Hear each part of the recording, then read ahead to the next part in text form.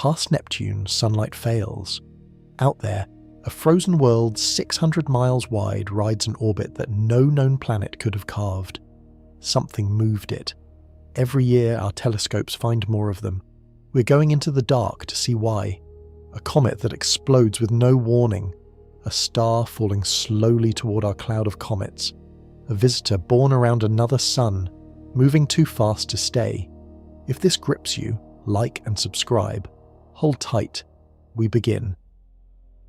On a night in August of 2014, a spacecraft the size of a grand piano crossed a line in space that no eye could ever find.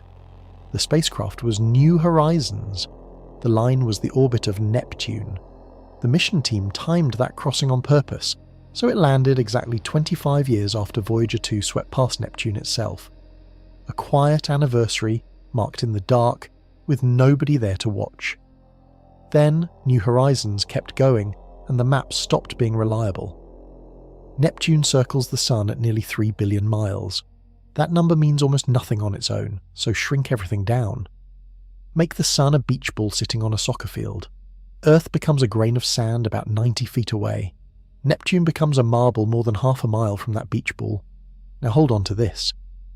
The region past Neptune begins at that marble and runs outward for thousands of times farther still. And out there, the Sun stops behaving like the Sun. Sunlight arrives at Neptune about 900 times fainter than it arrives here. Stand on Pluto at noon, and the Sun looks like one blazing star, bright enough to read by, far too weak to warm anything. Temperatures fall to around 400 degrees below zero. Nitrogen, the gas filling your lungs right now, falls there as frost. For most of the last century, astronomers assumed the story simply ended at Neptune. A few frozen leftovers, maybe. Pluto, spotted in 1930, looked like a lonely accident. Two astronomers refused to accept that. They spent 5 years aiming telescopes at the same blank patches of sky, night after night, finding nothing, listening to colleagues call it a waste of good telescope time. In 1992, they finally caught a faint red dot about 100 miles across, drifting slowly beyond Neptune. That single dot opened a door. Today we know of thousands of worlds out there, and models suggest hundreds of thousands larger than a few dozen miles wide. Together they form a huge, flattened ring of ice and rock, circling the Sun in the cold, in a place that has barely changed since the planets formed. Here is the part that made scientists uneasy. A ring of leftovers should look tidy. Everything should travel in roughly the same flat plane, on roughly circular paths, the way the planets do. Instead, the objects beyond Neptune came in tilted. Some orbits lean 30 degrees off the plane, some lean sideways, a handful run backwards, circling the Sun in the wrong direction entirely. Others swing on paths so stretched that they spend thousands of years falling away and thousands more falling back. Something worked that region over. Something dragged, lifted, tipped, and hurled those worlds into the shapes we can see today. Every survey since has made the picture worse. Bigger objects keep appearing in places our models label empty. Orbits keep showing up that no known force explains. New telescopes keep pulling more of it out of the dark, and each discovery makes the outer solar system look less like a quiet attic and more like a crime scene. That violence has a source. Part of it stands right at the doorway, and we have already flown past it twice. The world we call the eighth planet spends its time doing something the textbooks rarely mention. It throws things. Neptune has a grip that reaches about 70 million miles in every direction, and anything that wanders inside it stops belonging to itself. Neptune carries 17 times the mass of Earth. It moves through space at about 12,000 miles an hour. When a chunk of ice crosses its path, the two objects trade energy like a bat trading energy with a ball. The ice comes out of that encounter on a completely different orbit. Sometimes the ice gets slowed and falls inward, toward Jupiter, toward the Sun, toward us. Sometimes it gets sped up and flung outward into a path so enormous it takes tens of thousands of years to complete one lap. And sometimes Neptune throws it out of the solar system entirely, on a one-way trip into interstellar space, where it will drift between stars until the end of time. Neptune works like a bouncer with no memory. Anything that comes close gets moved, and Neptune never checks where it lands. Now here is the strange part. Neptune probably formed much closer to the Sun than it sits today. The best models of the early solar system describe a thick disk of ice and rubble surrounding the young planets, holding maybe 30 times the mass of Earth. As the giant planets flung that material around, the recoil pushed them. Jupiter drifted slightly inward. Saturn, Uranus and Neptune drifted out. Neptune migrated across roughly 1 billion miles of space. Picture a snowplow crossing a field of loose snow, except the plow gets pushed forward by every flake it hits. Neptune ploughed outward through that ancient disk for tens of millions of years, and everything in front of it got scattered, captured, or destroyed. The damage was total. Astronomers estimate that Neptune's migration threw more than 99% of that original disk somewhere else. Most of it went outward, into a shell of ice so distant we have never photographed a single piece of it. A smaller portion went inward, and some of it hit the young Earth. The water in your body came partly from that scattering. So the region past Neptune holds two things at once. It holds a small population of survivors, and it holds the memory of an enormous act of violence. And Neptune has never stopped working. The planet still sits at the edge of that region, still turning, still reaching. Any object that drifts into its zone today gets processed exactly the way objects were processed 4 billion years ago. Scientists have measured how long that processing takes. An object crossing Neptune's orbit typically survives on that path for only 10 to 100 million years before Neptune throws it somewhere permanent. Against the age of the solar system, that is like a candle burning out in a room lit for a lifetime, which raises an obvious problem. If Neptune clears its neighbourhood that quickly, and it has been doing so for 4.5 billion years, then every object crossing Neptune's orbit right now should already be gone. There should be no comets left. There should be nothing feeding the inner solar system. Something out there keeps refilling the supply. Something keeps pushing fresh material down toward Neptune's reach, generation after generation, and it has kept doing it since before there were oceans on Earth. To find the source, we have to go into the ring itself, and the ring holds two completely different kinds of worlds, tangled together, and one of them has no business being there. The first thing astronomers noticed about the Kuiper belt was the colour. Some of the objects out there glow a deep rusty red, redder than Mars, redder than almost anything else in the solar system. Others look grey, or faintly blue. For a while, people assumed this was random weathering. Then the surveys got better, and the patterns snapped into focus.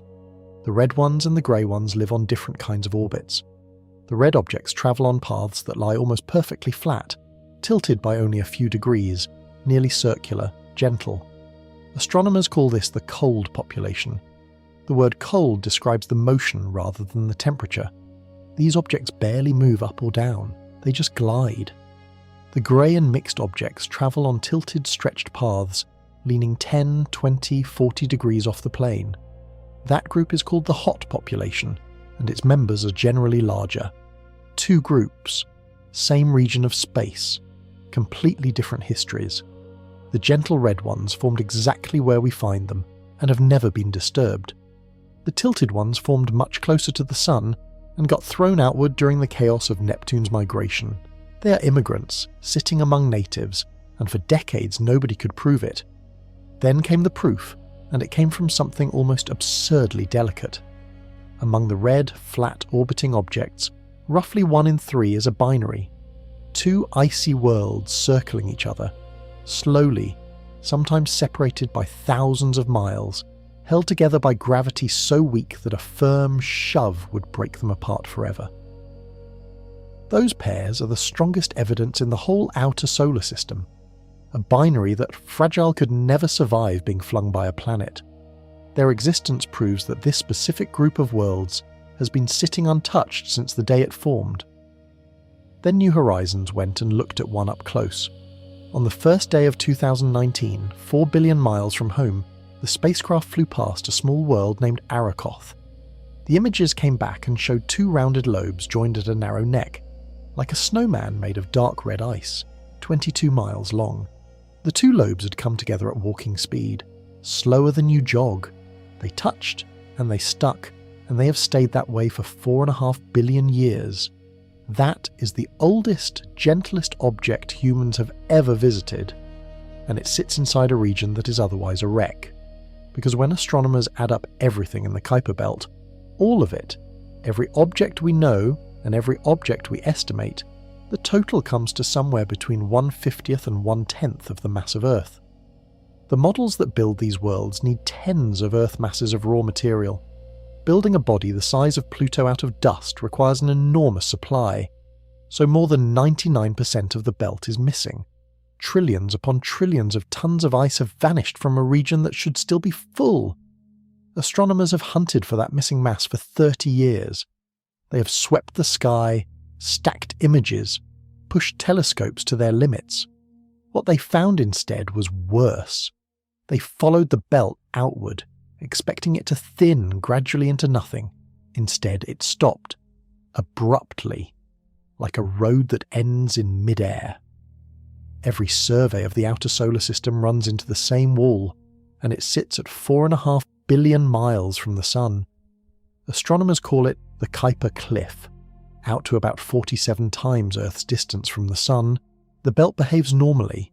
Objects appear steadily as telescopes get more sensitive. The numbers climb. Everything looks like a healthy population of frozen worlds. Then, over a span smaller than the width of the belt itself, the population collapses by a factor of 100. Picture walking through a dense forest. Trees on every side, thousands of them, stretching in all directions. Then you take one more step and the trees stop, all at once, in a perfectly straight line, and ahead of you there is nothing but open ground for as far as you can see. No natural forest does that. Something cut it. The cliff has resisted explanation for a quarter century, and the proposed answers are all unsettling in their own way. The first idea is that a star did it. In the Sun's early years, it likely sat inside a crowded birth cluster, with hundreds or thousands of other young stars packed close together.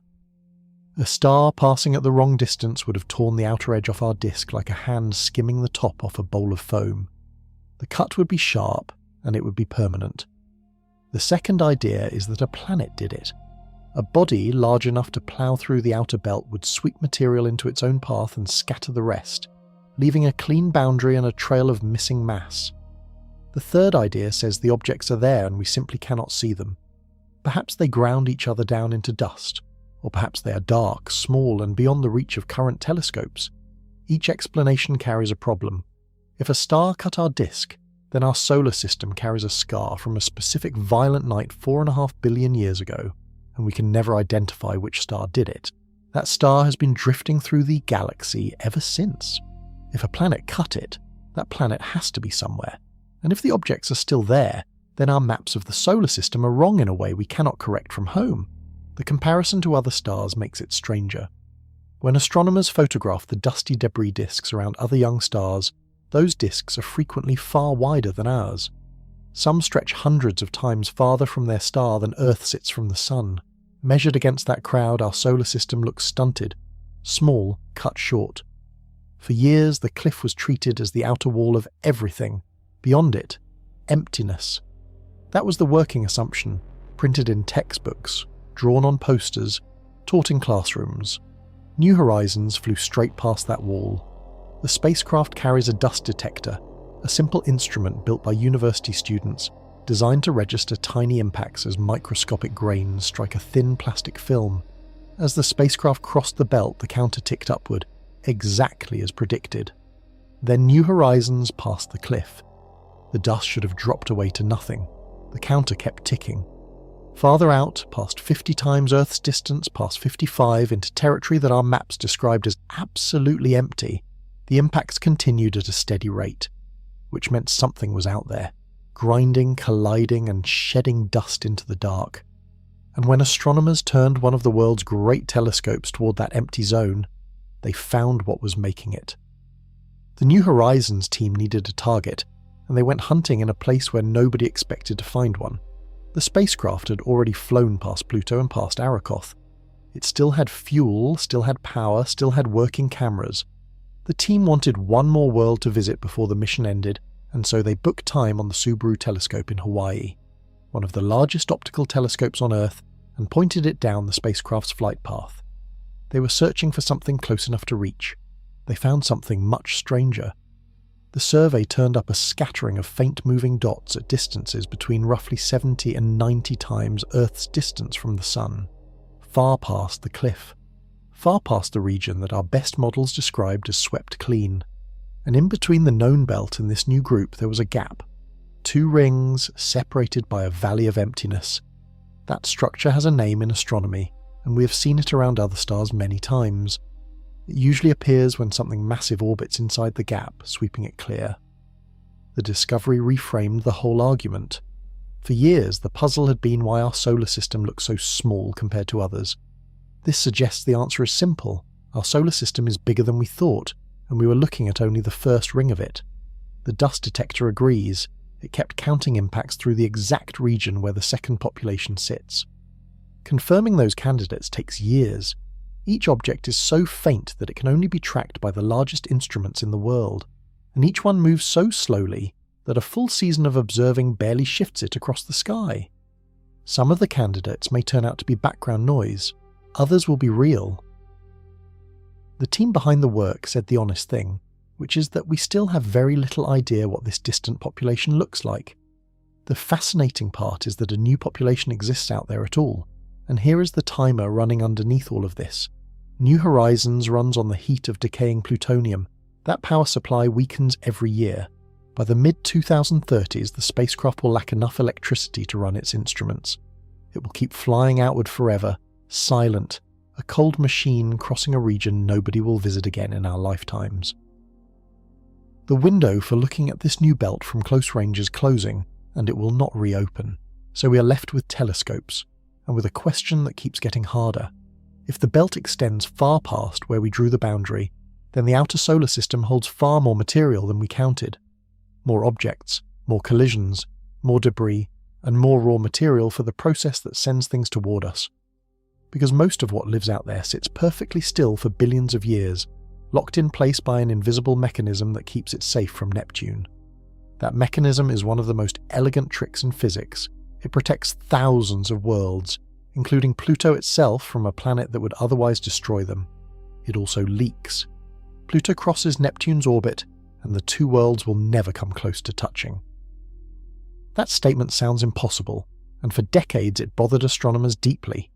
Pluto's path is tilted and stretched. For 20 years out of its 248-year orbit, Pluto travels closer to the Sun than Neptune does. The 2 paths genuinely overlap. Yet the closest Pluto ever gets to Neptune is about 1.5 billion miles. They have been performing this dance since long before Earth had life on it, and they have never had a near miss. The reason is a lock called resonance. Pluto completes 2 orbits in exactly the time Neptune completes 3. That ratio holds with remarkable precision. Because the timing is exact, Pluto always arrives at the crossing points when Neptune is somewhere else, every single time, forever. Think of a child on a swing. Push at random moments, and nothing much happens. Push at exactly the right rhythm, and the swing climbs higher and higher, because timing does the work rather than strength. Resonance works the same way in reverse. The rhythm holds Pluto in a groove, and Neptune's gravity corrects any small drift, instead of amplifying it. Pluto is far from alone in this groove. Astronomers have found thousands of objects locked into the same 2 to 3 rhythm. They named the group after Pluto itself. There are others locked at 1 to 2, at 2 to 5, and at ratios so extreme that the object takes 9 laps for every one of Neptune's, crawling out to more than 100 times Earth's distance and back. These locks are the reason the outer solar system still has anything in it. Neptune should have cleared that whole region long ago. Instead, when Neptune migrated outward, its resonances swept across the disk like a set of moving nets, and objects fell into them by the thousand. The rhythm caught them, and the rhythm has held them ever since. Now the part that matters. The lock is imperfect. Resonances are not solid walls. They have edges, and near those edges the mathematics turns chaotic. An object sitting deep in the groove stays for the lifetime of the solar system. An object sitting near the boundary wobbles. That wobble grows slowly, across hundreds of millions of years, and eventually the object drifts far enough that the rhythm breaks. The moment it breaks, protection ends. Neptune finds the object, Neptune throws it, and that object begins a journey it will never return from. Computer simulations of the belt show this happening continuously. The leak is slow, steady, and reliable. It runs like a tap that drips once a century. Across 4 billion years, a slow drip fills an ocean. This is the answer to the supply problem. This is what refills the inner solar system. The belt has been quietly bleeding objects toward Neptune since the beginning, and Neptune has been catching them and hurling them inward, one at a time, for longer than Earth has had a solid crust. Each escapee falls into a zone between the giant planets, where Jupiter, Saturn, Uranus, and Neptune all take turns kicking it around. Astronomers gave these fallen objects a name borrowed from Greek mythology.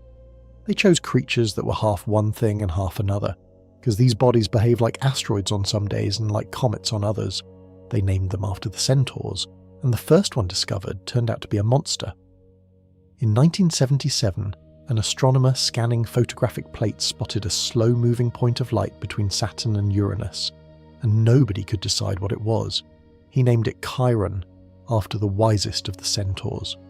At first it looked like an asteroid, a dark, inert lump of rock, roughly 140 miles across, on a stretched orbit that carried it from just inside Saturn's path out past Uranus. A boring object in an interesting place. Then, in 1988, Chiron brightened without warning.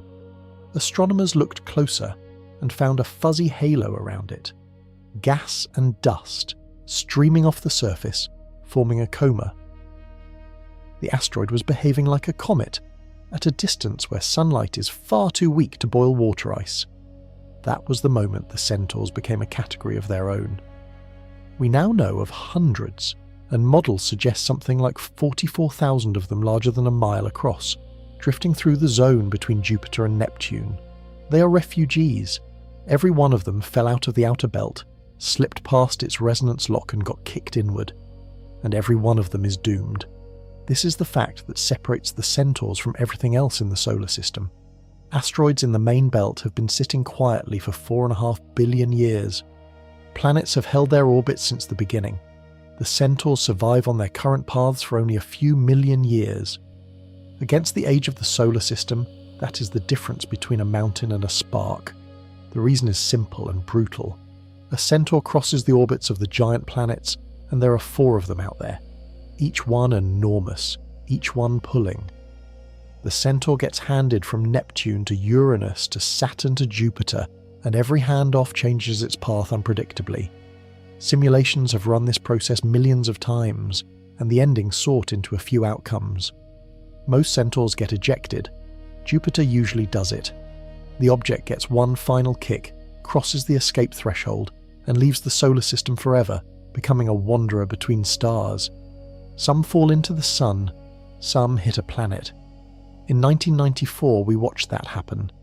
A comet broke into 21 pieces under Jupiter's gravity, and then slammed into the planet one fragment at a time across 6 days, leaving dark bruises in Jupiter's clouds larger than Earth. That comet began its life in the outer belt and arrived at Jupiter by exactly this route. And some centaurs fall inward past Jupiter, warm up, and start to burn. Those become the comets we see from our own backyards.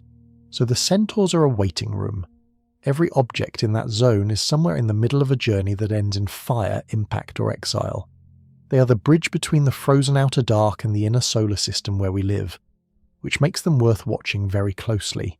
And when astronomers did watch them closely, they caught these objects doing something that a body 150 miles wide has no right to do.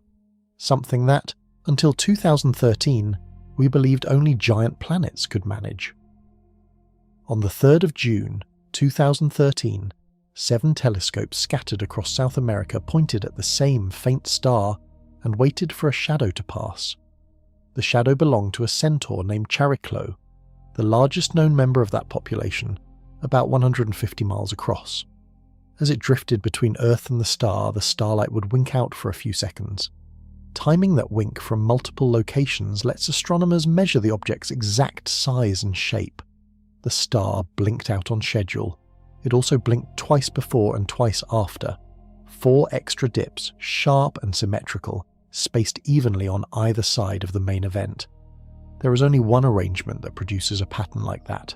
Chariklo has rings, 2 of them, thin and dense, one about 4 miles wide and one about 2 miles wide, separated by a gap of roughly 5 miles, circling the little world at a distance of about 240 miles from its centre. Until that night, rings belonged exclusively to the giant planets, Saturn, Jupiter, Uranus, Neptune, enormous worlds with enormous gravity. A body the size of a small country was never considered a candidate. The discovery broke the rules so cleanly that some astronomers assumed the data were wrong. Then it happened again. In 2017, a similar observation caught a ring around Haumea, an egg-shaped dwarf planet out in the Kuiper belt that spins so fast it completes a full rotation in under 4 hours. And Chiron, the original Centaur, has shown signs of ring material as well, appearing and shifting over the years. Here is why this matters more than it sounds. Rings are fragile and temporary. Left alone, a ring spreads out and falls apart within a few million years. Any ring we see today must have formed recently, or must be held in place by something actively shepherding it. Recently formed means a collision. Something struck these objects, or something orbiting them was torn apart and the debris settled into a disk. Shepherded means there are small unseen moons out there, herding the particles into narrow bands with their gravity. Either answer says the same thing. The outer solar system is still breaking things apart right now in the present tense. We tend to imagine that region as frozen in place, a museum of ancient ice that stopped changing when the planets finished forming.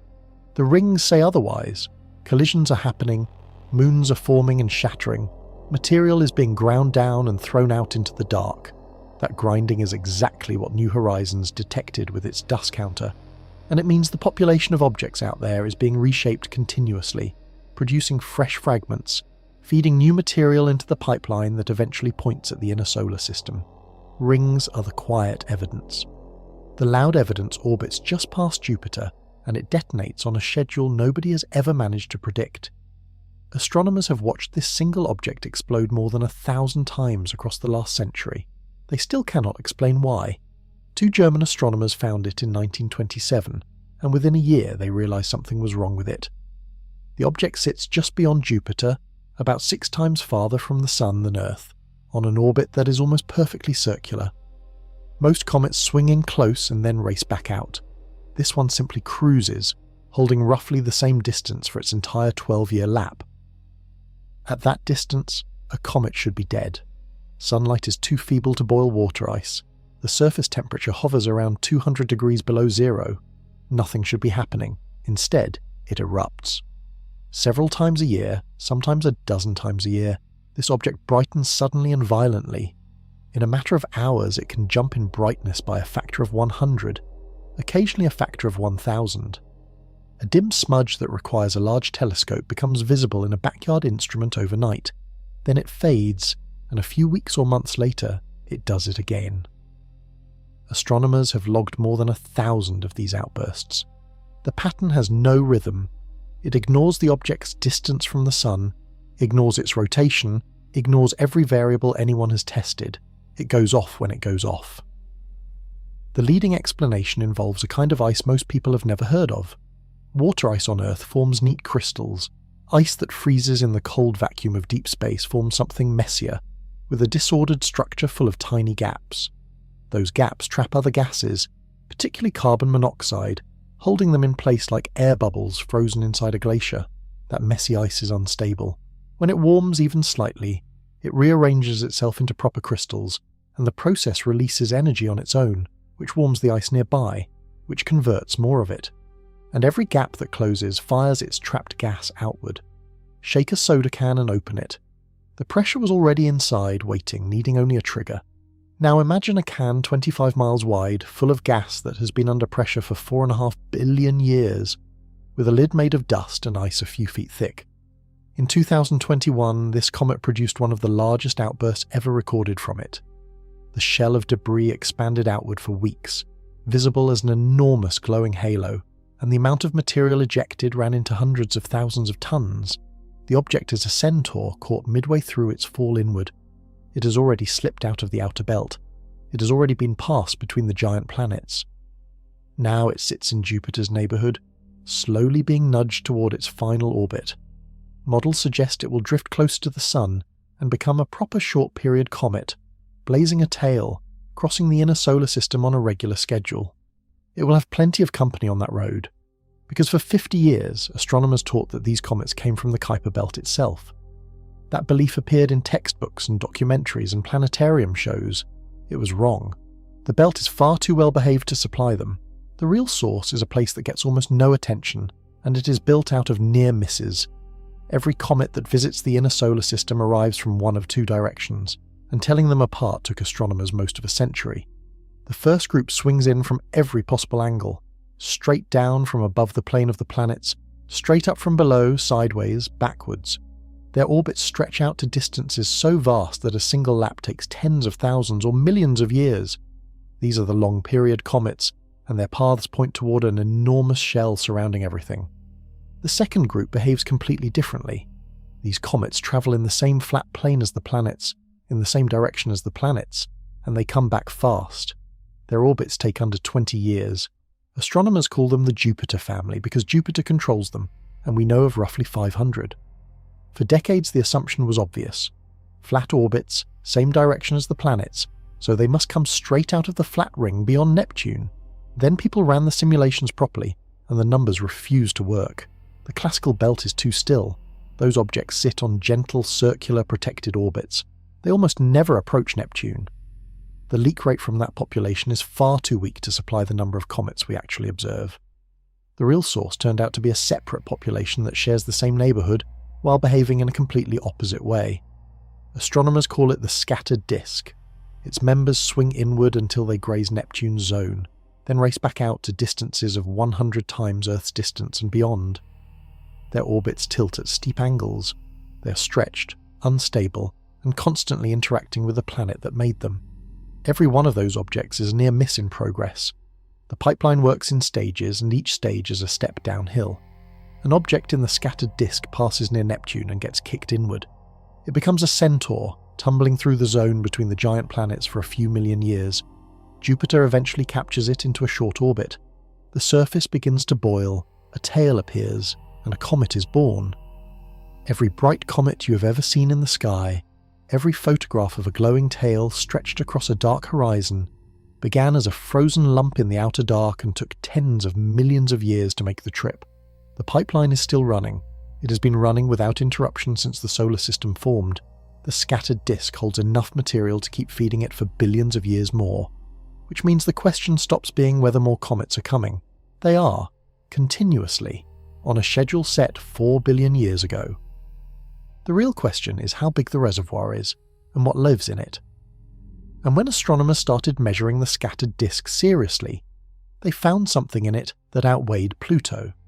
That discovery ended Pluto's career as a planet, rewrote every textbook on Earth, and started an argument that is still not finished. The object that killed Pluto was hiding in plain sight, moving so slowly across the sky that the software threw it away. A team at Palomar Observatory in California had been running an automated survey, scanning images for anything that shifted between exposures. Their program had a minimum speed filter, designed to ignore stars. Anything moving slower than the threshold got discarded as noise. In 2003, their cameras recorded a faint dot that fell below that threshold. 2 years later, someone reprocessed the data with the filter loosened, and there it was. A world nearly the size of Pluto at nearly 3 times Pluto's distance, on an orbit so stretched it takes 557 years to complete. They named it Eris, after the Greek goddess of discord, and the name proved accurate almost immediately. Careful measurements showed Eris carries about 27% more mass than Pluto. That single number broke the definition of a planet. If Pluto counted as 1, Eris had to count 2, and so did the next dozen objects waiting in the survey data. In 2006, astronomers voted and Pluto was reclassified. Eris is the largest known member of the scattered disk, and studying it revealed how that population works. At its closest, Eris comes to about 38 times Earth's distance from the Sun, close enough to feel Neptune's influence. At its farthest, it reaches 97 times Earth's distance. Its orbit tilts 44 degrees off the plane of the planets, standing almost sideways compared to everything else. That combination is the signature of an object that has been thrown. Every member of the scattered disk carries the same signature. Close approach near Neptune, enormous distant swing, steep tilt. Their orbits are receipts, and each one records the exact moment a giant planet grabbed them and let go. The surface of Eris tells its own story. It is coated in nitrogen and methane frost, brilliantly reflective, bouncing back almost all the light that reaches it. When Eris swings outward, its thin atmosphere freezes and falls to the ground as snow. As it returns inward, that frost lifts back into gas. The world breathes, once every 557 years. Astronomers estimate the scattered disk contains billions of objects larger than a mile across, spread across a volume so enormous that the nearest neighbours are typically farther apart than the Sun is from Neptune. It is the largest structure in the solar system that we can actually map, and every object in it is falling, slowly, over hundreds of millions of years, but falling. Neptune keeps working on them, keeps nudging them, keeps feeding the pipeline that ends with comets crossing our sky. Then astronomers found objects that broke the pattern completely. Bodies whose closest approach to the Sun is so far out that Neptune could never reach them. Not now, not ever. Not at any point in the history of the solar system. Their orbits are receipts too, and the receipt is signed by something we have never seen. There is a hard limit to what Neptune can do, and a growing list of objects that ignore it. Here is the limit. When Neptune throws something, it changes that object's speed at one specific point in space, the point where the encounter happens. That means Neptune can fling an object far outward, stretching its orbit enormously, but the object has to come back to the place where it was hit. Every scattered disk object obeys this rule. However far out they travel, they always return to the zone near Neptune, because that is where the kick happened. Their closest approach stays locked around 30 to 38 times Earth's distance from the Sun. Now imagine finding a world whose closest approach to the Sun is 60 times Earth's distance, or 70, or 80. Neptune never touched it. Neptune cannot have touched it, and nothing else in the current solar system has the reach. Astronomers call these detached objects, and the first ones showed up in the early 2000s. One of them, found in 2004 and nicknamed by its discoverers after a television character, orbits at around 58 times Earth's distance on a path that is almost perfectly circular, tilted 47 degrees off the plane of the planets.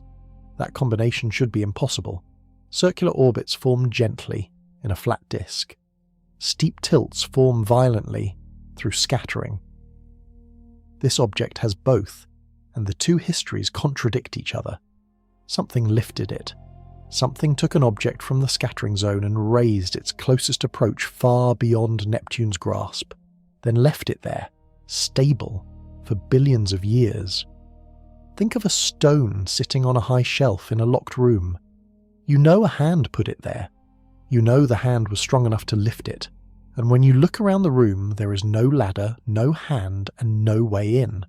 Astronomers have proposed 3 hands. The first is a passing star.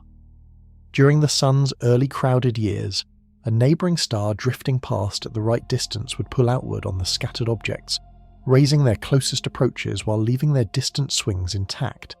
The second is the birth cluster itself. If the Sun formed among hundreds of stars, the combined gravity of that whole crowd could have done the same job more gently, over millions of years, before the cluster dissolved. The third is a planet. A large body orbiting far beyond Neptune could lift objects continuously, one at a time, for the entire history of the solar system. Each explanation predicts a slightly different arrangement of detached worlds, so astronomers started counting them, hoping the pattern would point at an answer. The counting has been slow. These objects are faint, distant, and visible only during the short fraction of their orbits when they swing closest to us. But one of them stands so far outside the group that it has its own category, its own mystery, and its own reputation as the single hardest object in the solar system to explain.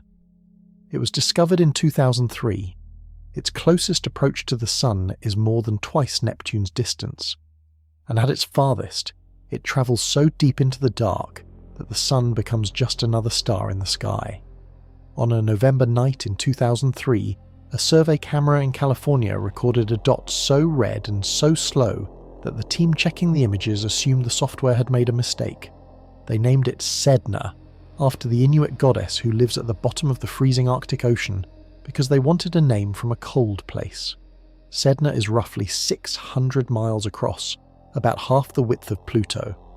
Its surface is one of the reddest in the solar system, nearly the colour of rust, stained by billions of years of radiation baking simple ices into complex tar-like compounds. Its orbit is the reason it matters. At its closest, Sedna comes to 76 times Earth's distance from the Sun. That is more than twice as far out as Neptune, deep in territory where Neptune's influence fades to nothing. At its farthest, Sedna reaches about 937 times Earth's distance. One lap takes roughly 11,400 years. Try to hold that. The last time Sedna was in this part of its orbit, humans were inventing agriculture. There were no cities, no writing. Mammoths still walked in parts of the world. Sedna has completed one orbit since then, and it is only just now coming back. The scale is worse than it sounds. Sedna spends the overwhelming majority of its orbit in the far reaches, moving slowly, almost invisible. We caught it during the small fraction of its journey when it happens to be close enough to detect. The Discovery team ran the numbers on that timing and reached an uncomfortable conclusion. If we found one Sedna during the tiny window when it is visible, then the population of similar objects must be enormous, possibly thousands, all of them out there right now, all of them invisible, all of them waiting for their own brief passage close enough to be seen. And nothing in the solar system can explain how any of them got there. Neptune cannot reach 76 times Earth's distance. The gravity of the other planets falls away to nothing at those ranges.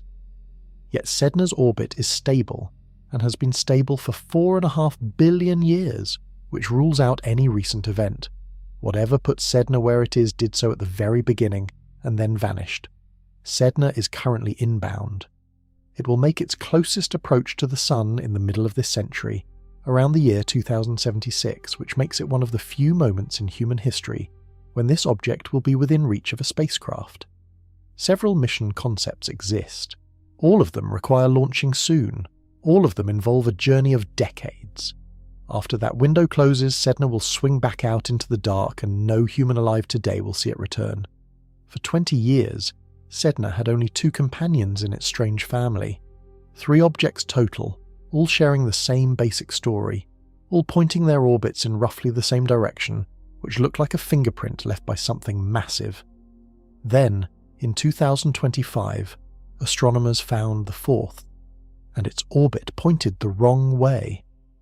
The Subaru telescope caught it in May of 2023, and then the object nearly slipped away for good. The survey behind the discovery has a name that reads like a mission statement: Formation of the Outer Solar System, an Icy Legacy. The team was deliberately hunting for ancient relics, objects so undisturbed that they preserve the conditions of the solar system's first few million years. They spotted a faint moving point in March, again in May, again in August. 3 sightings across one season is nowhere near enough to pin down an orbit that takes thousands of years. So they went looking backwards. They pulled archived images from other observatories, from the Dark Energy camera in Chile, from a telescope at Kitt Peak in Arizona, and they searched those old photographs for a dot in the right place at the right time. They found it in data going back to 2005. 19 years of tracking assembled out of pictures taken by people who never knew what they had captured.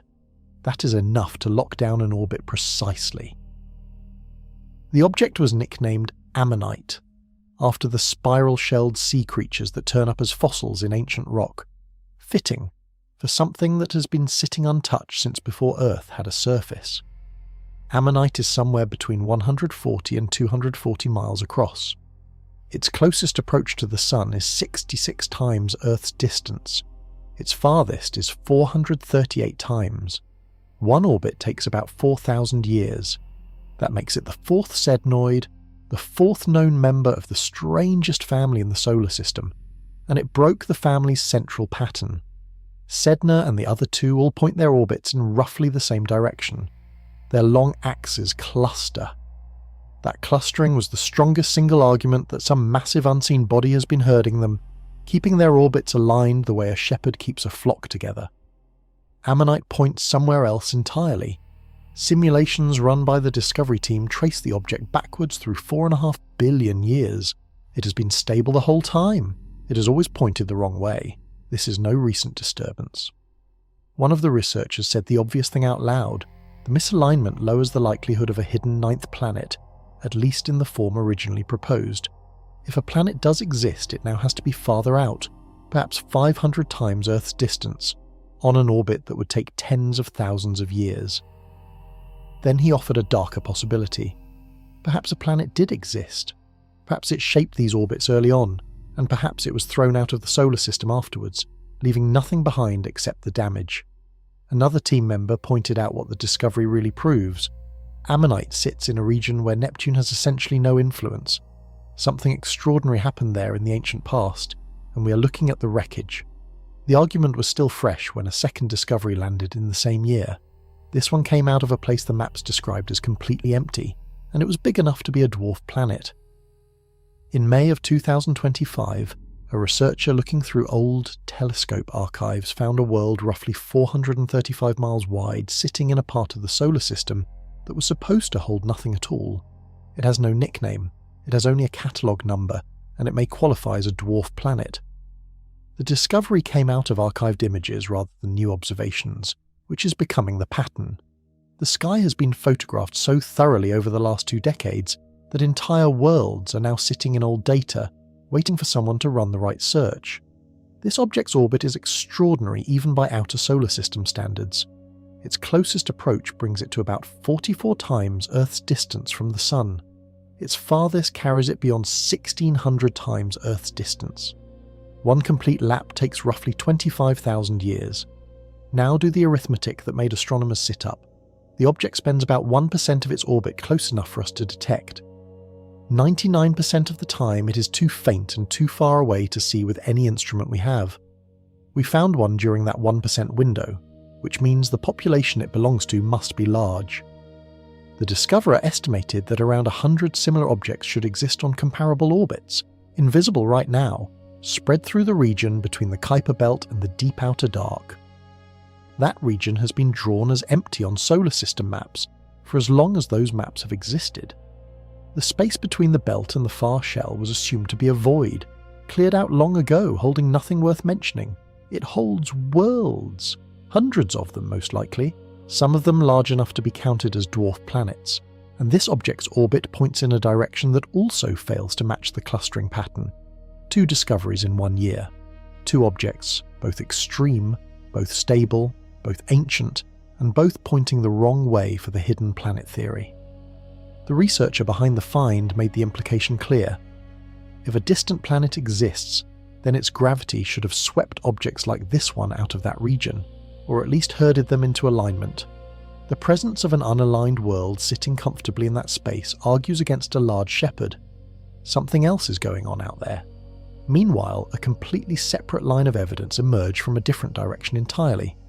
Astronomers searching through infrared data collected by 2 space telescopes, decades apart, found a faint moving source that appeared in both surveys, at the right kind of distance, with the right kind of motion. If it is real, it may be heavier than Neptune. Nobody has confirmed it. Nobody has photographed it in visible light. It sits in a dataset, waiting. So the case for a hidden world is being pulled in 2 directions at once by evidence that keeps arriving faster than anyone can process it, which makes it worth going back to the beginning and asking a simple question. What was the original evidence, and how strong was it really? In 2016, 2 astronomers at Caltech published a paper claiming there was a planet in our solar system that nobody had ever seen. They had good reason to expect ridicule. One of them was the same man whose discoveries had gotten Pluto demoted, and he had spent a decade telling people the solar system had 8 planets. Now he was arguing for a 9th. Their evidence came from 6 distant objects. Each one travels on an extremely stretched orbit, Far beyond Neptune, each one takes thousands of years to complete a lap. And when the team plotted the orientations of those 6 orbits, the paths lined up. The long axes pointed in roughly the same direction. The orbital planes tilted the same way. 6 objects scattered across enormous distances, moving at different speeds, on different timescales, all sharing an alignment. They calculated the odds of that happening by chance and put it at roughly 1 in 15,000. Random scattering produces randomness. Alignment requires a cause. Their proposed cause was a planet with 5 to 10 times Earth's mass, orbiting somewhere between 400 and 800 times Earth's distance from the Sun, taking 10 to 20,000 years to complete a single circuit. Its gravity would herd those distant orbits into a pattern over billions of years, the way a sheepdog keeps a flock from spreading. The prediction was specific enough to test. That is what made it good science. 10 years of searching later, nobody has found the planet, and a serious objection arrived from the astronomers who study how surveys actually work. Telescopes do not sample the sky evenly. Observers point where the weather is good, where the target is high overhead, where the Milky Way's crowded star fields are out of the way, and where there is telescope time available. Every survey carries a fingerprint of its own habits. If your survey looks at one part of the sky more than others, you will find more distant objects in that part of the sky. Their orbits will appear to cluster, because you're looking clustered. One major survey took this problem seriously from the start. The team tracked their own coverage meticulously, recording exactly where and when they pointed, so that they could correct for it afterwards. They found their distant objects showed no significant clustering at all. The counter-argument runs both ways. Supporters of the planet point out that the survey's objects sit closer in a zone where a distant planet would have weaker influence anyway. The debate has continued for years, through conferences, papers, and increasingly pointed exchanges. Then Ammonite arrived, pointing the wrong way. Then the unnamed dwarf planet arrived, also pointing the wrong way. The alignment that started everything looks weaker now than it did a decade ago. And yet the deeper problem refuses to disappear. Sedna is still out there. The detached objects are still out there. Their closest approaches are still far beyond anything Neptune could produce. Weakening the case for a planet today does nothing to explain how those orbits formed. Something lifted them, something with real mass, operating at enormous distance, early in the solar system's history, which leaves an unsettling possibility that several researchers now take seriously. The planet may have existed, it may have done exactly what the theory describes, and then it may have left. Our solar system may have been born with 5 giant planets, and simulations suggest we lost one. The idea came out of an attempt to solve a different problem entirely. When researchers modelled the early solar system with the 4 giant planets we have, then let those planets go through the violent instability that reshaped everything, the results kept coming out wrong. The planets ended up on orbits too stretched and too tilted compared to the ones we observe. Sometimes the whole system fell apart. Sometimes Uranus or Neptune got ejected. Run the simulation 1,000 times, and only a small fraction produced anything resembling our actual solar system. Then someone tried adding a 5th ice giant. The success rate jumped dramatically. In those runs, the extra planet acts as a shock absorber. During the instability, it absorbs the worst of the gravitational chaos. It gets thrown outward, passes close to Jupiter, and Jupiter delivers a final enormous kick that hurls it out of the solar system entirely. The remaining 4 planets settle into the arrangement we see today. The lost world is gone. It has been drifting between the stars for 4.5 billion years, dark, frozen, and utterly alone. And on its way out, it would have spent time in the far reaches, moving slowly through the region where the detached objects live. That is the part that matters. A planet crossing that zone, even briefly, would lift the closest approaches of objects it passed. It would tug their orbits outward and leave them stranded, permanently detached on paths nothing else can explain. The planet leaves. The fingerprints stay. One of the researchers who studied Ammonite's orbit put it plainly. A planet may once have existed in our solar system and been ejected afterwards, and the strange orbits we see today are what it left behind. Picture a house that was burgled decades ago. The burglar is long gone, living in another country, unreachable. But the fingerprints are still on the window frame, and anyone who examines them can prove someone was there. We would be reading fingerprints from a world that no longer belongs to us. This idea has support from an unexpected direction. Astronomers have discovered that free-floating planets are common throughout the galaxy. Worlds with no star, drifting in the dark, thrown out of their birth systems by exactly this kind of chaos. Some surveys suggest these rogue worlds may outnumber the stars themselves. Every one of them is evidence that young solar systems throw planets away. Ours would be unusual for having kept everything, so the search for a ninth planet may be a search for a criminal who left the scene billions of years ago. Astronomers can hunt the sky for as long as they like and find nothing, because there is nothing left to find. That possibility is unsettling in a specific way. It means the shape of our outer solar system was set by an event we can never observe, caused by an object we can never study. And there is a version of this story that is worse, because the thing that reached into our solar system and rearranged its outer edge may never have been ours to begin with. It may have been passing through. The sun was born in a crowd, and the crowd left marks on everything. Stars form inside collapsing clouds of gas, and they form in batches. Hundreds of them, sometimes thousands, packed into a volume of space only a few light years across. For a few million years, those young suns move around each other like people in a busy market, passing close, drifting apart, occasionally nearly colliding. Our sun spent its infancy in one of those markets. The evidence sits inside meteorites, which contain the decay products of radioactive elements that could only have been made by a nearby massive star exploding while our solar system was forming. We had neighbours, and they were close enough to bleed into our chemistry. Then the cluster dissolved. The stars drifted apart into the general flow of the galaxy. Our siblings are still out there somewhere, thousands of light years away by now, unidentifiable in a sky of billions. And one of them may have walked straight through our outer solar system on the way out. A team of researchers modelled exactly this. They ran millions of simulated encounters, varying the mass of the passing star, its speed, its angle, and its closest approach, then compared each outcome against the actual arrangement of objects we observe today.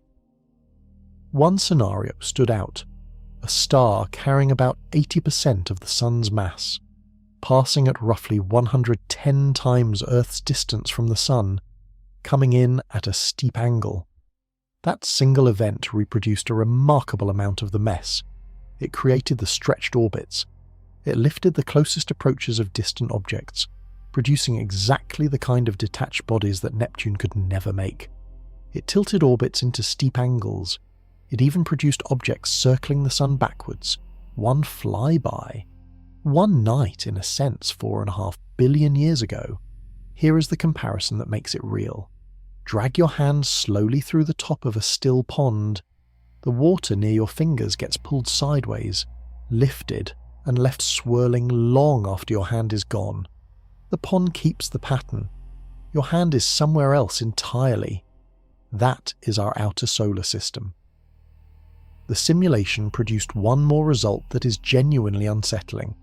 When two young solar systems pass that close, gravity works in both directions. Our Sun would have pulled on the visiting star's disk just as hard as the visitor pulled on ours, which means some material would have changed owners. A fraction of the objects orbiting in our outer solar system today may have formed around a completely different star, been stripped away during the encounter, and captured into orbits around the Sun. They have been circling here ever since, indistinguishable from the locals until we look closely at what they are made of. That possibility is testable. If a distant world turns out to have a chemical fingerprint that our solar system could never produce, we would be holding a piece of another star system permanently. So the visiting star explains a lot. It handles the tilted orbits, the detached objects, the cut-off outer edge, and possibly Sedna itself, all with one event, requiring no hidden planet at all. The trouble is that the explanation is unfalsifiable in the direct sense. That star is long gone. We can never point a telescope at it and confirm the story, which leaves the field open for the strangest proposal anyone has made about the outer solar system. Some researchers have suggested that the object shaping those distant orbits is real, is still there, and is about the size of a grapefruit.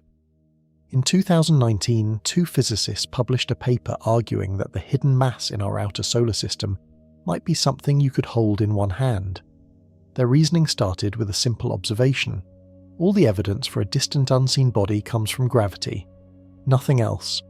We infer it from the shapes of orbits, from statistical clustering, from paths that require a push. Gravity does not care what an object is made of. It only cares how much mass sits in one place. So the physicists asked the obvious follow-up question: what if the mass is real, and the reason nobody can photograph it is that it reflects no light at all? A primordial black hole would fit.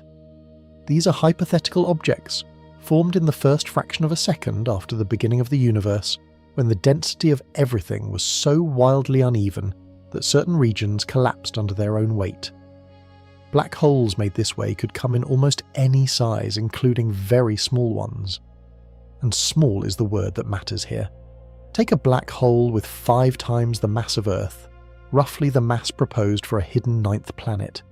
Its event horizon, the boundary from which nothing escapes, would be about 3.5 inches across. 3.5 inches.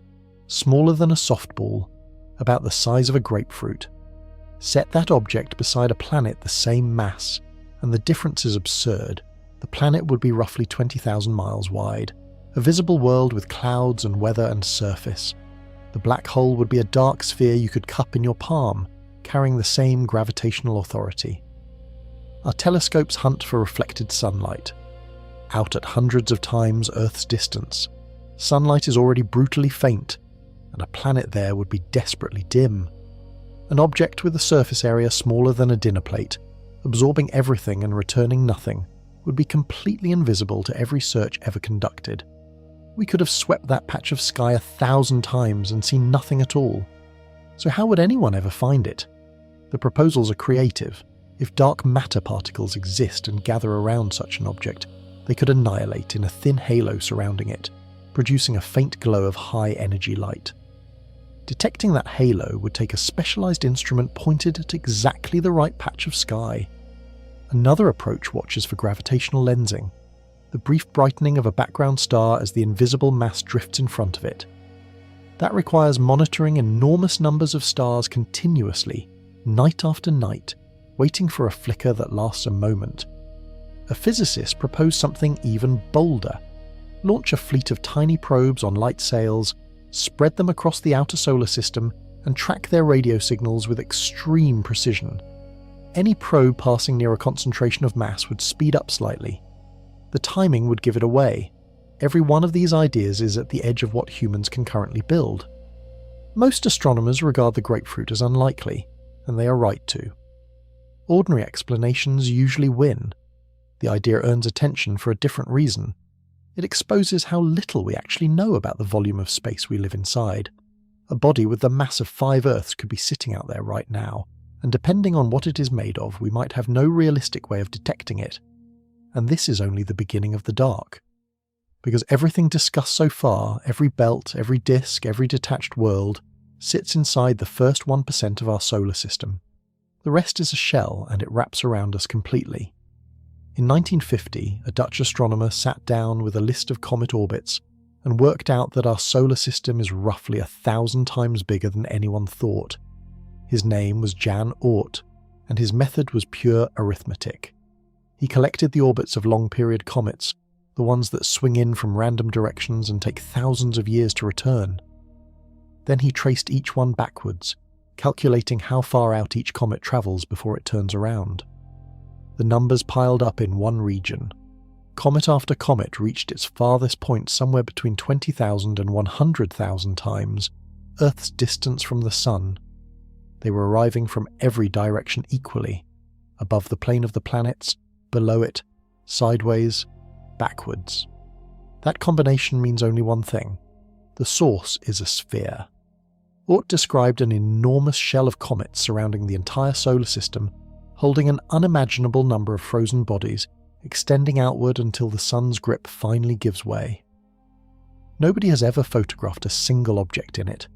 Every piece of evidence we have is indirect, inferred from the paths of the comets that leave. The shell itself remains theoretical, and it has remained theoretical for 76 years. Try to picture the scale. The Kuiper belt sits around 50 times Earth's distance from the Sun. The outer edge of the shell may reach 100,000 times Earth's distance, and some estimates push it to 200,000. If you shrink Earth's orbit to the width of a coin sitting on a table, the Kuiper belt becomes a ring about a yard across. The outer shell becomes a sphere more than a mile wide, wrapped around that coin in every direction. At its farthest reaches, the shell extends nearly 2 light years from the Sun. The nearest star sits 4¼ light years away, which means our comet shell reaches almost halfway to another star, and that star very likely has a shell of its own. The two may overlap. Estimates put the population somewhere between 100 billion and several trillion objects larger than a mile across. Together they might add up to a few times the mass of Earth, spread across a volume so vast that the average distance between neighbours is greater than the distance from here to Neptune. The shell is simultaneously crowded and almost perfectly empty. We know how it formed. Those comets were built close to the Sun, in the region where the giant planets grew, and then thrown outward during the chaos. Most of the material that Neptune and its neighbours flung away ended up here, parked in the deep freeze, waiting. Voyager 1 is the fastest object humans have ever launched into deep space. It will reach the inner boundary of this shell in about 300 years. It will take roughly 30,000 years to pass through it, and here is the fact that changes everything about this region. Out there, the Sun's hold is so faint, and the comets move so slowly, that the gentlest disturbance in the galaxy is enough to knock one loose. We are talking about a change in speed smaller than a person can run. A comet sitting 50,000 times Earth's distance from the Sun travels at about 300 miles an hour. That number deserves a moment. Earth moves around the Sun at roughly 67,000 miles an hour. Neptune, far out and sluggish, still manages 12,000. A commercial passenger jet cruises at around 550. A comet in the outer shell is slower than the plane. It is crawling, barely moving, held in place by a sun that has become, from that distance, a single bright point in a black sky, delivering less warmth than a candle across a stadium. Work out how fast that comet would need to go to escape the Sun entirely, and the answer is around 420 miles an hour. The gap is about 120 miles an hour. That is the entire margin. That is all that separates a comet belonging to our solar system from a comet drifting free into interstellar space forever. A push equivalent to the speed of a fast car is enough to end its membership, and the same tiny push works in the other direction. Slow that comet down slightly and its orbit changes shape. The far end stays where it is. The near end drops inward, toward the Sun, toward the planets, toward us. One nudge, delivered across a few thousand years, and a body that has been frozen and motionless since the birth of the solar system begins the long fall toward the light. Here is the picture that makes the physics obvious. Imagine a marble resting on an enormous shallow bowl, near the very outer rim where the surface is almost flat. Roll it gently and it barely moves. Breathe on it and it drifts. The centre of the bowl is miles away, and the slope near the edge is so slight that the marble hardly knows the bowl exists. The outer shell is that rim, and the comets are those marbles. The timescales make it worse. A comet at 50,000 times Earth's distance takes about 11 million years to complete one orbit. It does not need a violent shove. It needs a faint, persistent tug, applied for a few 100,000 years, and the geometry will do the rest. The solar system supplies nothing capable of that. The planets are too close and too far away, their influence fading to irrelevance at those distances. The galaxy supplies plenty. Out there, at the edge of the Sun's authority, other forces finally become competitive. The combined gravity of the entire Milky Way, all those billions of stars and all that dark matter, pulls on our comet shell continuously. Individual stars drift past on their own orbits, occasionally close enough to matter. Giant clouds of molecular gas, some of them millions of times the mass of the Sun, roll through the galactic disk and drag on everything nearby. Any of these can supply 120 miles an hour. which means our outer solar system is a structure held together so loosely that the rest of the galaxy has a vote in what happens to it. The largest of those forces is also the quietest, and it never stops. It has been reshaping our comet shell every second for 4.5 billion years, and it comes from the shape of the Milky Way itself. The Milky Way is flat, and that flatness is currently pulling comets out of our sky. Our galaxy is a disk, about 100,000 light-years across and only a few thousand light-years thick. All those stars, all that gas, all that dark matter, spread out in a broad sheet. The Sun sits inside that sheet, about 26,000 light-years from the centre, circling once every 230 million years. Now think about what a flat arrangement of mass does to something floating in it. The pull toward the centre of the disk is stronger than the pull along it. Any object sitting above or below the midplane feels a tug pushing it back toward the flat middle. The effect is weak, but it never turns off, and it acts across the entire volume of our comet shell. Astronomers call it the galactic tide. It works the same way ocean tides work on Earth. The Moon does not lift the whole ocean equally. It pulls slightly harder on the near side than the far side, and that small difference, applied constantly, moves an entire planet's worth of water twice a day. The galaxy applies the same kind of difference to our comet shell. Here is why that matters. The tide pulls comets in a direction perpendicular to their orbits, sideways rather than inward or outward. That sideways tug slowly rotates the shape of the orbit itself, tilting the whole ellipse. Over millions of years, the far end of the orbit stays roughly where it is, and the near end swings inward. A comet whose closest approach to the Sun was once 30,000 times Earth's distance drifts to 20,000, then 10,000, then 100, then 5. Eventually the near end drops low enough that the comet crosses into the region of the planets, where Jupiter and Saturn are waiting. The tide takes tens of millions of years to do this to a single comet. It is doing it to billions of them right now, at every stage of the process, continuously. This is the dominant mechanism feeding long-period comets into our sky today. Every great comet in recorded history, every glowing tail our ancestors watched with terror, arrived because the flatness of our galaxy slowly bent its orbit downward. There is a rhythm underneath it. The Sun does not travel around the galaxy in a smooth, flat circle. It bobs, rising above the midplane of the disk and sinking below it, completing one up and down cycle roughly every 30 million years. When the Sun sits far from the midplane, the tide is strong. When it passes through the middle, the tide weakens. Some researchers have looked for that rhythm in Earth's impact record, hunting for a matching cycle in craters and extinctions. The evidence is contested, and honest scientists on both sides say the data are too thin to settle it. The underlying process is beyond argument. Our comet shell is being stirred permanently by the shape of the galaxy we live in. The solar system has no say in the matter, and the tide is only the background hum. Because sometimes the disturbance is not spread across millions of years and billions of comets. Sometimes a single star comes close enough to reach in. One of them already has, and it happened while our species was alive to see it. 70,000 years ago, a star passed through the outer edge of our comet shell, and there were humans on Earth at the time. Astronomers found it in 2013 as a dim red point in a survey of the infrared sky. It sits about 20 light-years away now, a small red dwarf paired with an even smaller companion, a brown dwarf, the two of them circling each other in the dark. The star is faint. It burns at a fraction of a percent of the Sun's brightness. Nothing about it stood out. Then a team measured how it was moving. Most nearby stars drift sideways across the sky as the years pass, a motion we can track. This one barely moved sideways at all. It was almost stationary against the background. That stillness was the clue. A star that close should show obvious sideways drift. Sitting still means it is moving almost directly toward us or directly away. Its light showed it racing away at high speed.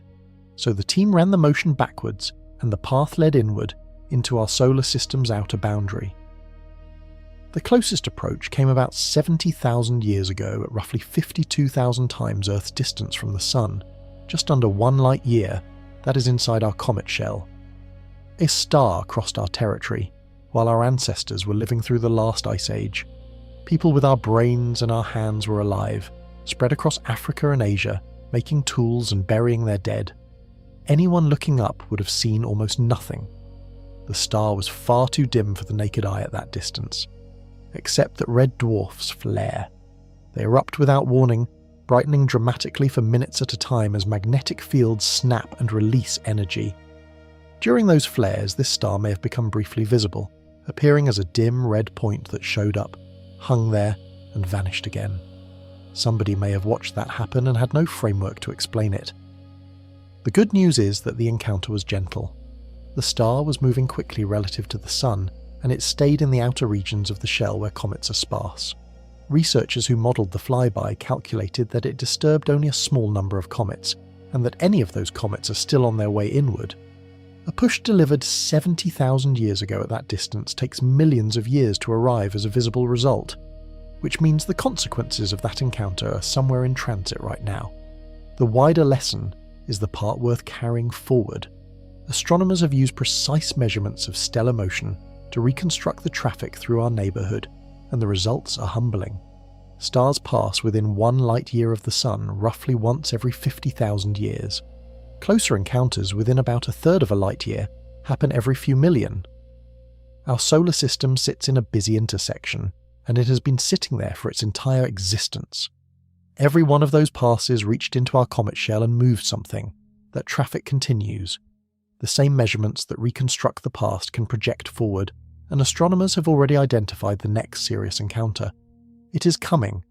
We know which star. We know roughly when. And it will come far closer than the one our ancestors saw. There is an orange star in the constellation Serpens, currently 62 light-years away, that is heading almost directly toward us. It is smaller than the Sun, carrying about 6/10 of our star's mass, and it burns cooler and dimmer. Today, it appears as a faint point requiring a telescope to see. That will change. The European Space Agency built a spacecraft designed to measure the positions and motions of more than 1 billion stars with extraordinary precision, tracking how each one drifts and how fast it approaches or recedes. When astronomers ran that data through models of the galaxy, this particular star produced the most striking result in the catalogue.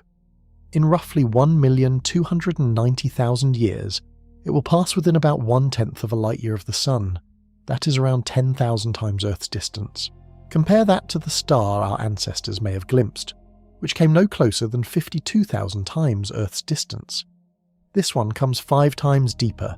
At that range, the visiting star plunges past the outer shell entirely and travels into the inner comet reservoir, the dense region where the population is thickest and the objects are packed most closely together. And it arrives slowly.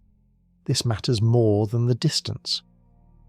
The star is moving at about 32,000 miles an hour relative to the Sun, which sounds fast and is remarkably sluggish for a stellar encounter.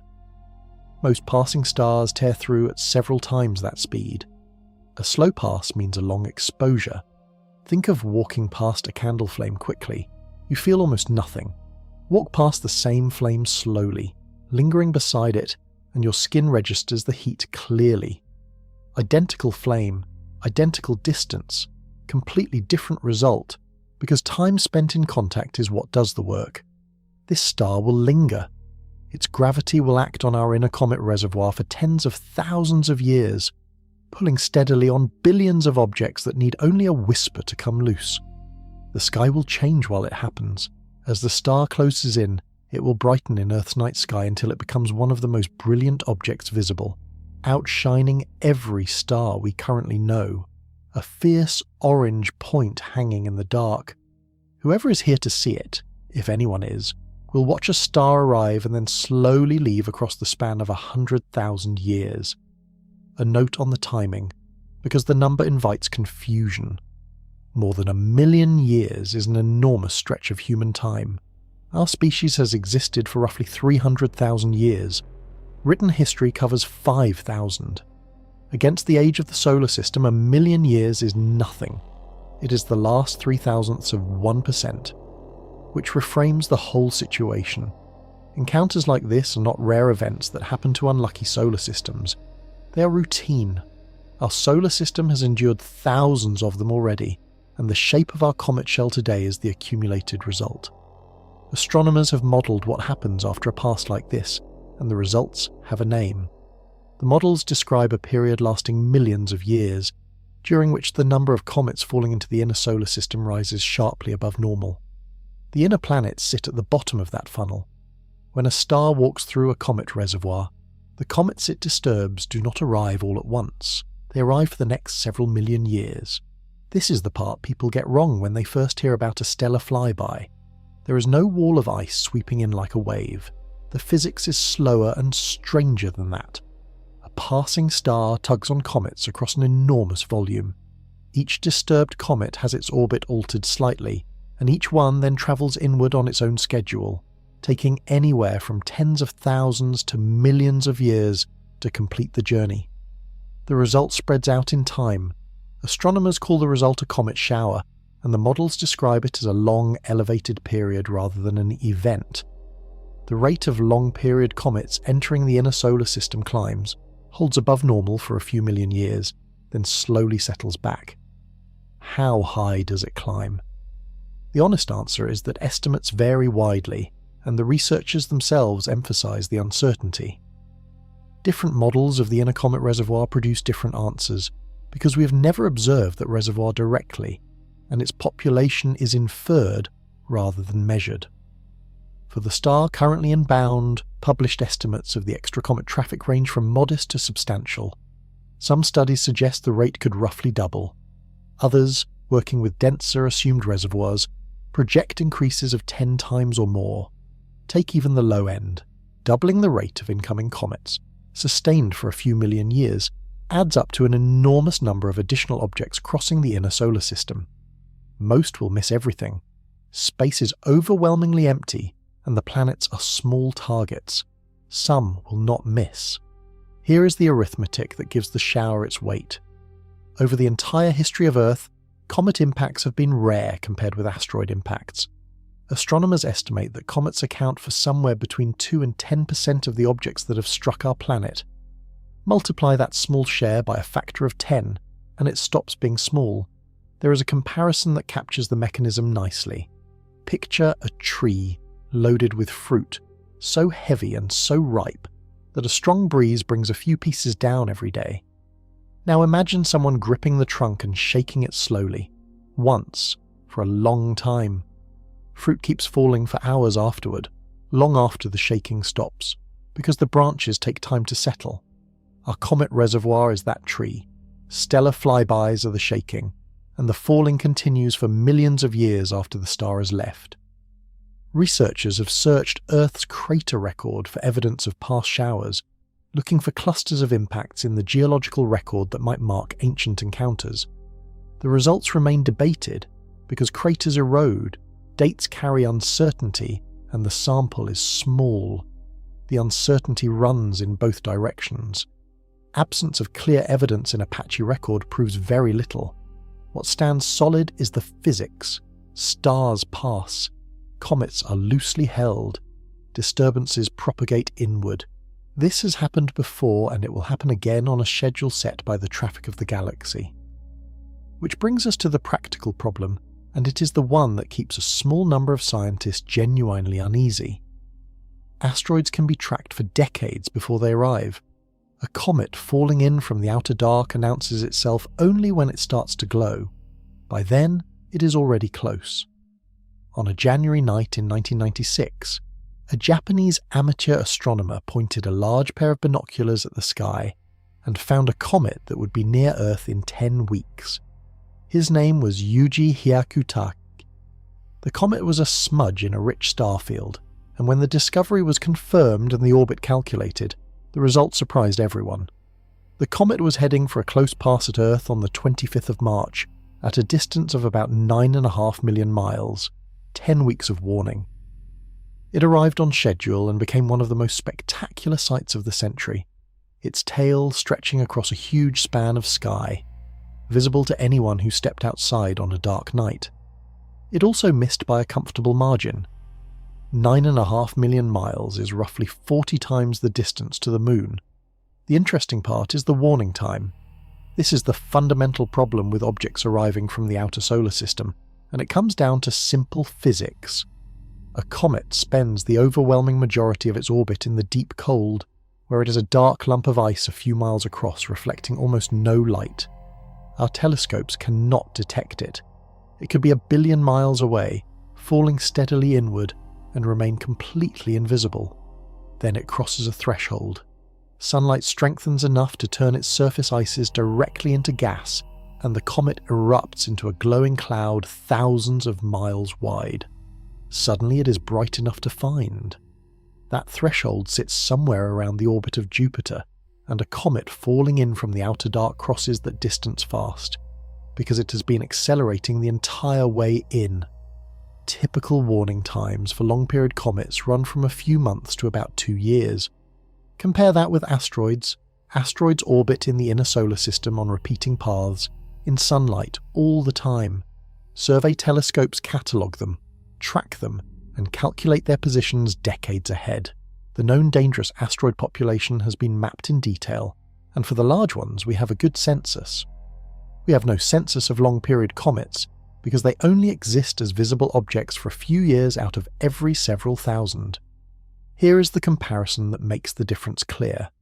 Tracking asteroids is like knowing everyone who lives on your street. You can predict where they will be tomorrow. Long-period comets are strangers stepping off a train from a city you have never visited, and the first you know of them is when they are already walking toward your door. The speed makes it worse. An asteroid strikes Earth at somewhere around 35,000 to 50,000 miles an hour. A long-period comet arrives at anywhere from 90,000 to 150,000. Energy scales with the square of speed. Triple the velocity, and you multiply the energy by 9. A comet the same size as an asteroid delivers a vastly heavier blow. For a long time this remained an abstract argument, discussed in papers, worked out with equations, never demonstrated. Then in 2014, a comet fell in from the outer dark on a first ever visit to the inner solar system, and its path took it straight at a planet with spacecraft in orbit around it. For a while, the calculation suggested it might hit. An observatory in Australia found it in January of 2013, and within weeks the orbit calculations set off alarms across 2 space agencies. The comet was a first-time visitor, falling inward from the outer shell on a path it had never travelled before. Its nucleus measured only about half a mile across, small as comets go. Its path led to Mars. Early orbit solutions carried large uncertainties, and some of them placed the comet on a collision course with the planet. As more observations came in, the uncertainty shrank and the impact scenario fell away. What remained was still extraordinary. On the 19th of October 2014, the comet passed Mars at a distance of about 87,000 miles. That is roughly 1/3 of the distance from Earth to the Moon. In the language of planetary encounters, that is a graze. And Mars had visitors. 3 spacecraft were orbiting the planet at the time, along with 2 rovers on the surface, representing decades of work and enormous expense.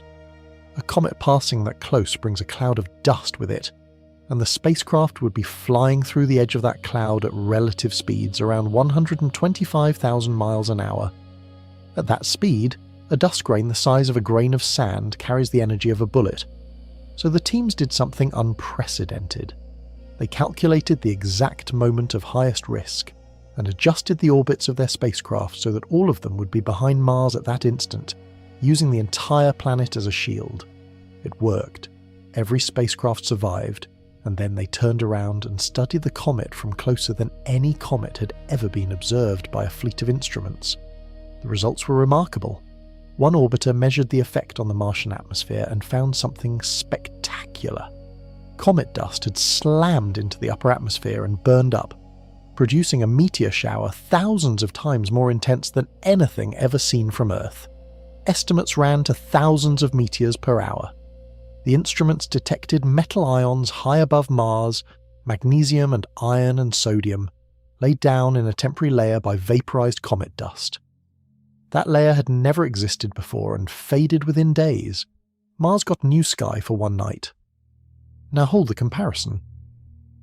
A comet half a mile across, passing at 87,000 miles, delivered enough dust to transform a planet's upper atmosphere and force space agencies to hide their spacecraft. It never touched the ground. And this object came from the deep outer reservoir on its first trip inward, discovered 21 months before arrival. 21 months is on the generous end for a long-period comet. That was a good result. Now imagine the same object on a slightly different path, aimed at a planet with oceans and cities. 21 months would be the entire warning. Building a spacecraft, testing it, launching it, and flying it to an intercept takes years under the best circumstances. The one successful deflection test humans have ever performed took years of preparation and struck a target we had known about for decades. Against a long-period comet, that timeline collapses, and the outer dark has one more category of visitor, faster and stranger than anything born here. These objects arrive from other stars entirely, and until 2017 we had never caught one. In October of 2017, a survey telescope in Hawaii recorded an object moving so fast that the software rejected the orbit as an error. Every object bound to the Sun follows a closed path. It comes in, it swings around, it goes back out, and it returns. That has been true of every comet and asteroid ever catalogued. This one was moving too fast to be held. Its path was open. It had come in from interstellar space, was rounding the Sun once and was leaving forever. Nothing like it had ever been confirmed. The object was named after a Hawaiian word describing a scout who arrives first. It was strange in every way we could measure. Its brightness swung wildly as it tumbled, changing by a factor of 10 every few hours. That pattern implied an extremely elongated shape, possibly several times longer than it was wide, unlike anything in our own solar system. It showed no visible dust or gas, which made it look like a rock rather than a comet. And as it left, it accelerated slightly, gaining speed in a way that gravity alone could not explain. Comets do this when gas jets off their surfaces, yet nobody could detect any gas coming off this one. The debate over that acceleration continues to this day. Proposals include a body made largely of frozen hydrogen or nitrogen, releasing gas too transparent to detect, and a structure so light and porous that sunlight itself could push it. It left too quickly for anyone to study it properly. By the time astronomers understood what they were looking at, it was already racing away. 2 years later, an amateur astronomer in Crimea found the second one. That object behaved much more conventionally, arriving with a proper coma and tail, looking recognisably like a comet. Astronomers had months to study it as it approached, and telescopes around the world took the opportunity. Its chemistry told a genuine story. It carried an unusually high proportion of carbon monoxide, several times more than typical comets from our own solar system. That difference points somewhere specific. Carbon monoxide freezes at extremely low temperatures, so a body rich in it likely formed in a very cold region, far from its parent star. We were holding a chemical sample from another solar system's outer reaches, delivered free of charge.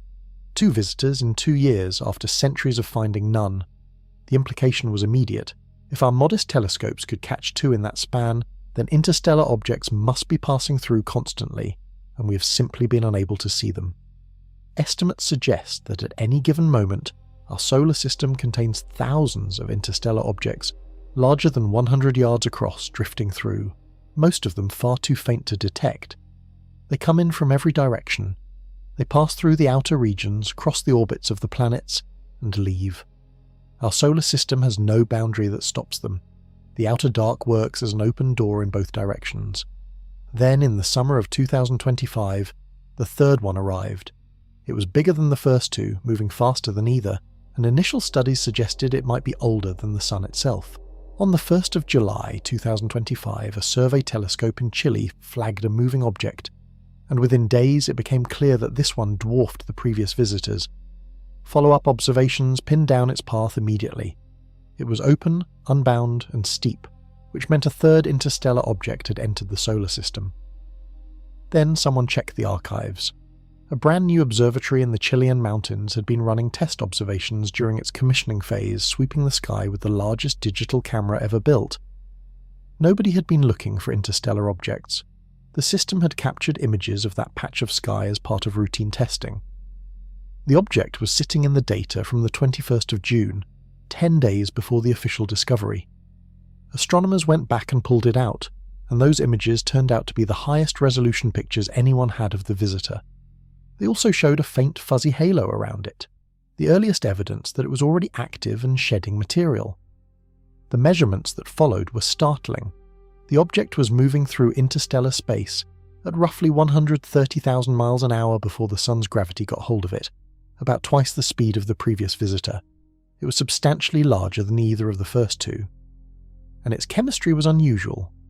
Observations found an atmosphere unusually rich in carbon dioxide compared with water, a ratio well outside the range seen in comets from our own solar system. The age estimate is the part that stops people. Speed carries information about history. Objects that have been drifting through the galaxy for a very long time get stirred by the gravity of everything they pass, gradually gaining random motion relative to their neighbours. Fast movers are generally old.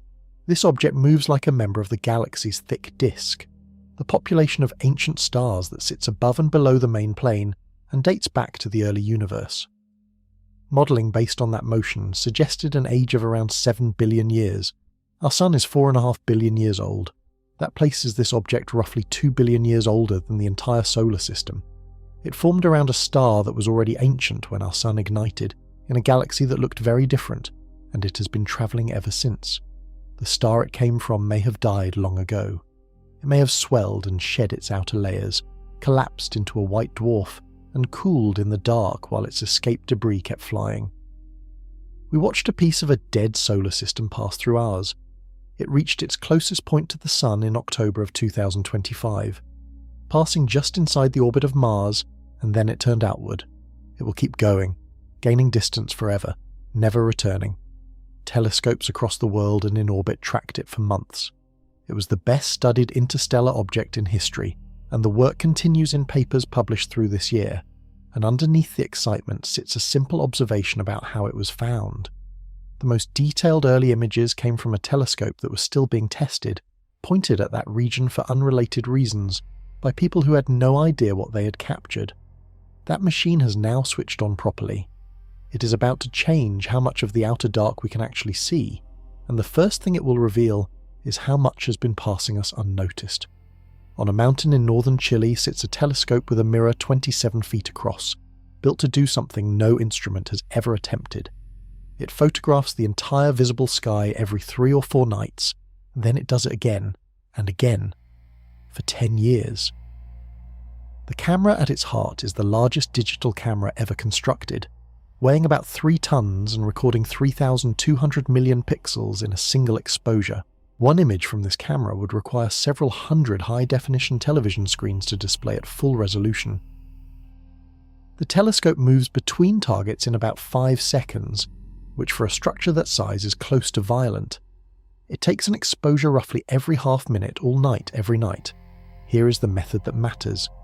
Because it revisits the same patch of sky every few days, the system can compare each new image against everything recorded before. Software subtracts the old picture from the new one, and whatever remains is something that changed. A star that brightened, an explosion in a distant galaxy, or a dot that moved. The system generates about 10 million alerts every night, each one flagging something in the sky that differs from before. That volume of data has forced astronomers to build entirely new tools simply to keep up. For the outer solar system, the effect will be transformative. Current catalogues list roughly a few thousand objects beyond Neptune. This survey is expected to increase that number by something like a factor of 10, cataloguing tens of thousands of distant worlds, mapping their orbits properly for the first time. That matters directly for every argument in this story. The clustering debate, the question of whether distant orbits genuinely line up or whether telescope habits created an illusion, exists precisely because previous surveys covered the sky unevenly. A survey that sweeps everything on a known schedule with recorded coverage removes that problem at the source. Within a few years, the hidden planet question will get a real answer. The same applies to interstellar visitors. Estimates suggest this observatory will find somewhere between 5 and 50 of them across its 10-year survey. Set that against history. In all of human astronomy before 2017, we found 0. The system began issuing its alerts in early 2026, and it has already published its first scientific paper, built from those accidental images of the interstellar visitor captured during testing. The team behind that paper made an observation worth sitting with.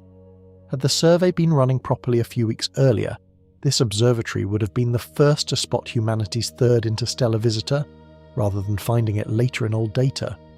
That is the shift in a sentence. We're moving from catching things by luck to catching them by design. And there is a comparison that captures what this means.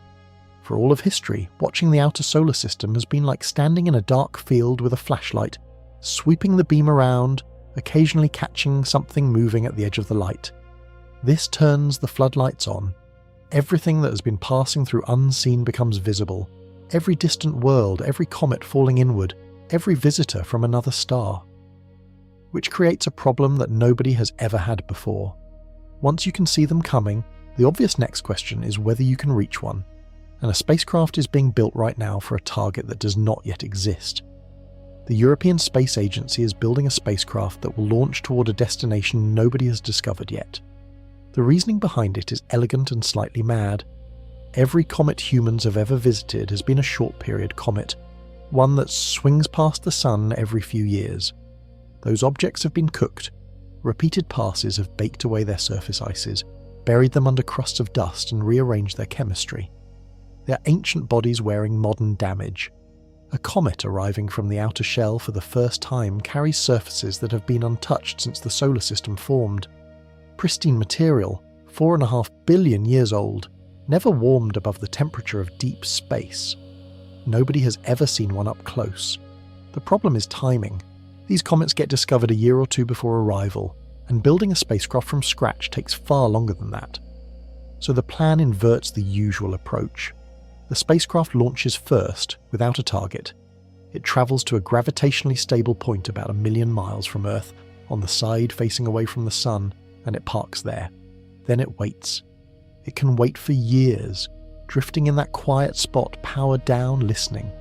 Somewhere out in the dark, a comet is already falling inward, and when a telescope finds one with the right path, the spacecraft wakes up and leaves. The design has a further twist. As it approaches its target, the main spacecraft releases 2 smaller probes. All 3 then fly through the comet's cloud of gas and dust on different paths, at different distances, observing simultaneously from 3 angles. The 2 small probes will likely be destroyed. That is accepted in the design. They will transmit everything they gather to the main spacecraft as they go, and the main craft, flying at a safer distance, carries the data home. Launch is planned for around the end of this decade. There is a second possible target, and it is the one that generates the most excitement. If a suitable interstellar object appears while the spacecraft is waiting, it could be sent there instead. That would mean a machine built on Earth, flying alongside a piece of another solar system. Sobering arithmetic tempers the hope. Researchers have calculated the odds of the New Sky survey finding an interstellar object that this particular spacecraft could actually reach, and the number came out at roughly 0.07%. The spacecraft has limited ability to change its speed, and interstellar objects arrive fast and steep. Most will be impossible to catch. A more capable mission concept exists on paper, designed with far greater speed, and studies suggest it could reach between 3 and 7 interstellar objects over the same period. That mission has not been approved. Here is the comparison that captures the whole situation. Picture a hunter who builds a hide in a forest, climbs in, and waits for an animal that has never been seen in that forest, without knowing whether one will ever come. That is the mission. Patience as engineering. And underneath the science lies a harder motivation that nobody puts in the press releases. Learning how to reach a comet quickly is the same skill as learning how to stop one, because the arithmetic of a comet strike is genuinely different from anything else that threatens this planet. The energy an object delivers when it hits a planet depends on 2 things, and only one of them is size. The first is mass. Bigger object, bigger blow. That part's obvious. The second is speed, and speed enters the calculation squared. Double the velocity and the energy multiplies by 4. Triple it, and the energy multiplies by 9. That squaring is where comets become a separate category of problem. An asteroid striking Earth typically arrives at somewhere between 35,000 and 50,000 miles an hour. Asteroids orbit in the same direction as Earth, in roughly the same plane, so collisions tend to be partly catch-up encounters. A long-period comet obeys none of those conventions. It falls in from enormous distance, accelerating the entire way, and it can approach from any direction including head-on. Impact speeds run from about 90,000 to 150,000 miles an hour. Run the arithmetic. A comet arriving at 3 times an asteroid's speed delivers 9 times the energy from the same mass. Put another way, a comet half a mile across can hit with the force of an asteroid 1.5 miles across. The object that ended the age of dinosaurs was around 6 to 9 miles wide. It released energy equivalent to billions of the largest weapons humans have ever built, threw enough rock into the sky to darken the planet, and set off a chain of consequences that killed most species alive at the time. Most researchers believe that object was an asteroid. A comet the same size, arriving at comet speeds, would have delivered several times the energy. Now put the two threats side by side. Asteroids can be found decades ahead, tracked precisely, and in principle deflected.